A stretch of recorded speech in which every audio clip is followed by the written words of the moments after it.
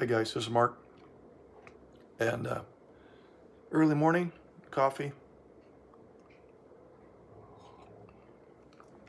I'm sure that's disturbing to some of you watching me drink coffee. Anyway, I want to give you the backstory on what happens in most of the neurodiverse relationships that I run into.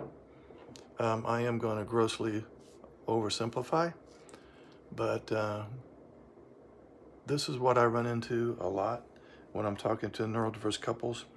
The backstory, in other words, what are some of the dynamics in place that lead up to the problems that you're having today? So,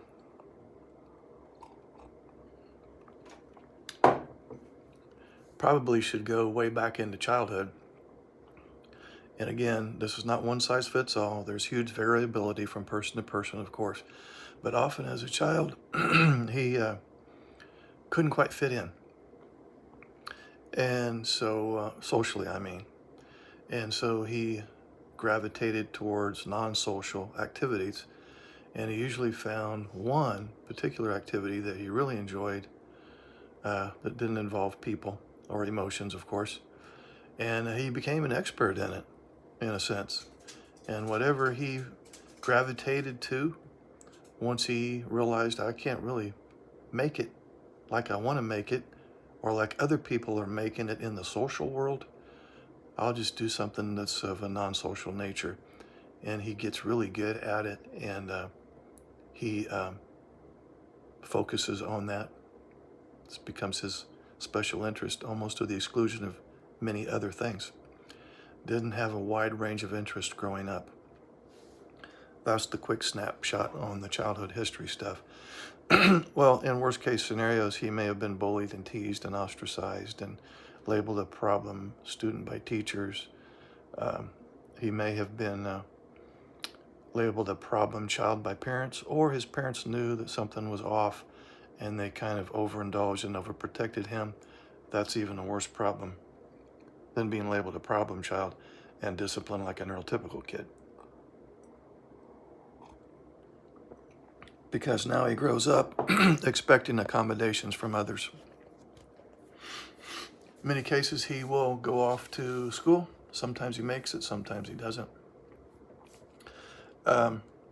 Okay, that's enough of the backstory for the childhood issue. Now, he meets his soon-to-be mate, and like anybody would want to do, he wants to present well. Who wouldn't? Even neurotypicals do that. But he knows from his history that if I behave the way that just comes natural to me, if I just let myself be myself, I have found that for some reason it's a turnoff to people. And so I really like this lady or this young girl here, and I'd like to date her, and I'd like for her to like me. And so I have a pretty good idea of some of the things I say or do that irritate people, that have in the past anyway. So I'm going to try to avoid that with her because I want her to like me. Well, that's what you want to call masking. The NTs out there.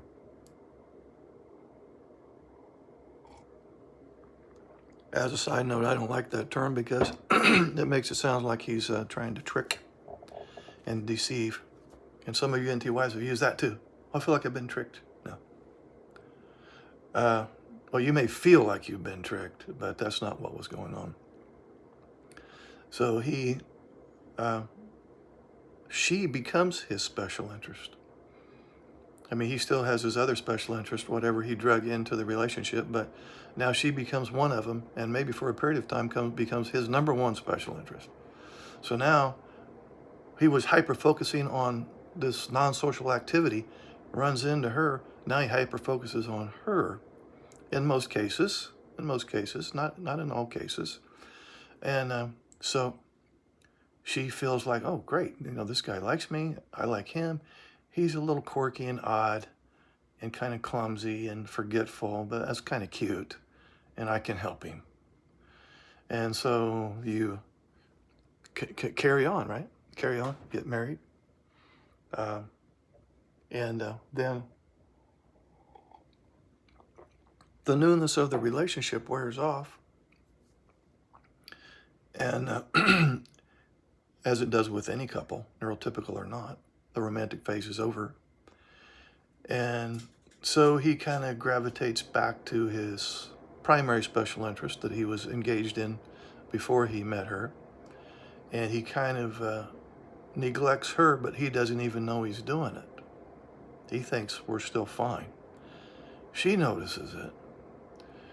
And then over the years, she will complain and kind of nag, or he's downloading it as complaints and nags.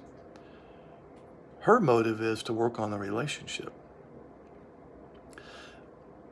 She's not being critical of him.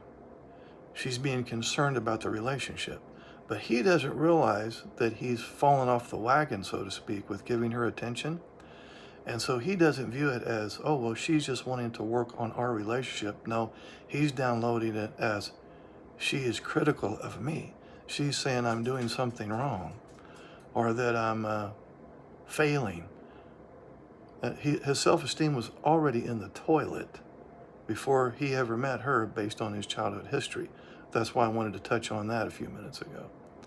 So he already doesn't feel too good about himself. He's already been on the receiving end of disapproval most of his life to one degree or another. And now his wife is now disapproving of him. He's thinking, oh gosh, here's somebody else that thinks that I'm defective or flawed, that I'm not measuring up, that I should be doing differently. She's so parental, she's so clingy, she's so overly emotional, illogical, whiny, etc. Which of course now makes her even more upset and wondering, why this huge disconnect now with him.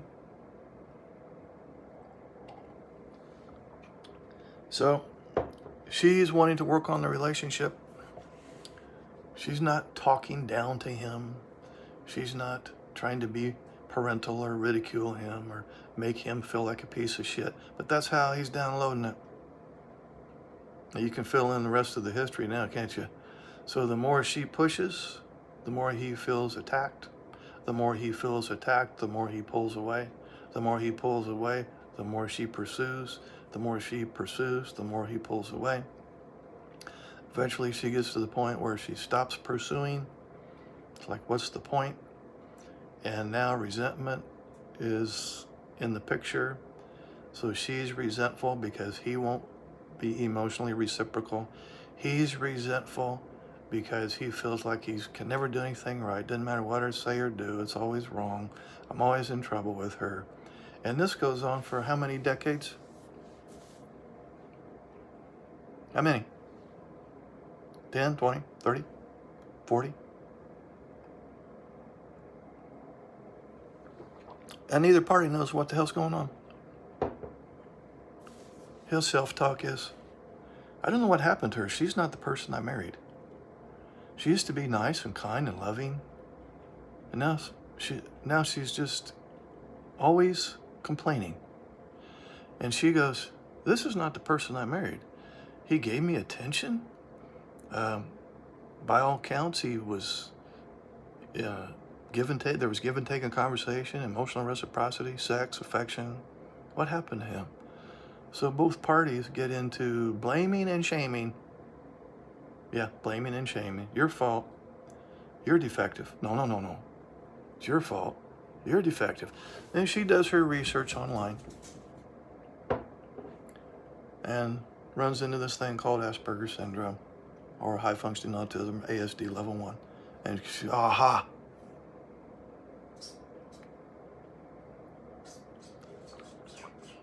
That's what's wrong. He has this disorder. I've looked at the traits that fits him perfectly.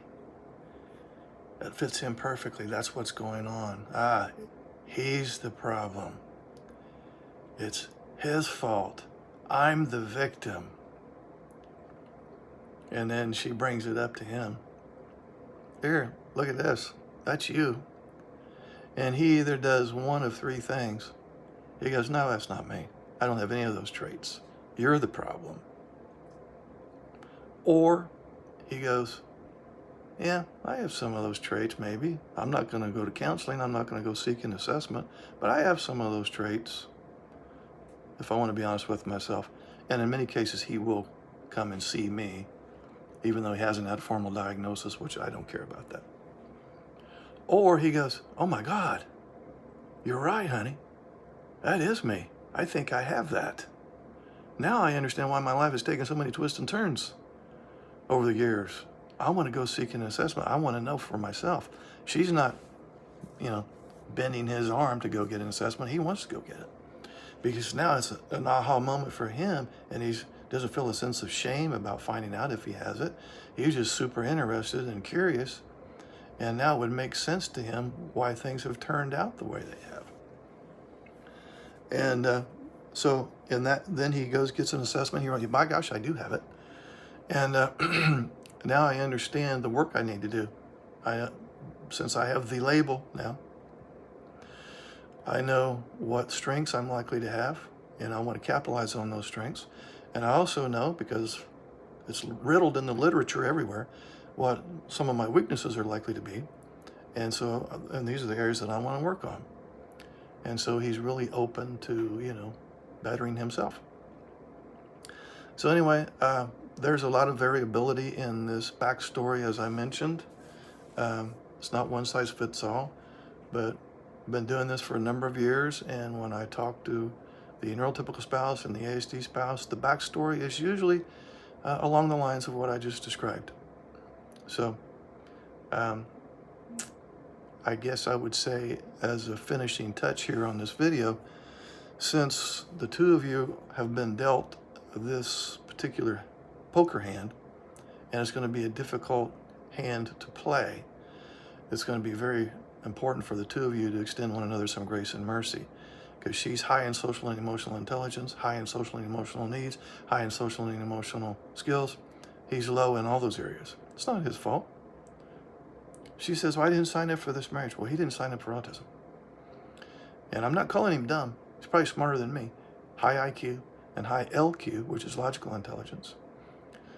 So he has his strengths and weaknesses.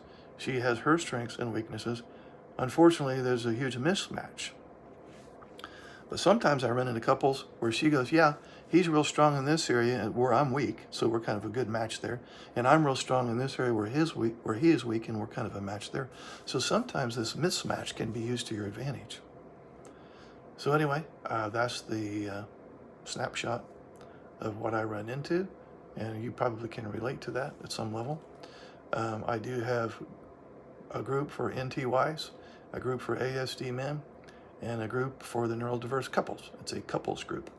I also have a Cassandra Syndrome recovery group and a men's masterclass to help him cultivate some emotional literacy and social skills development. Links will be below this video. Thanks for watching.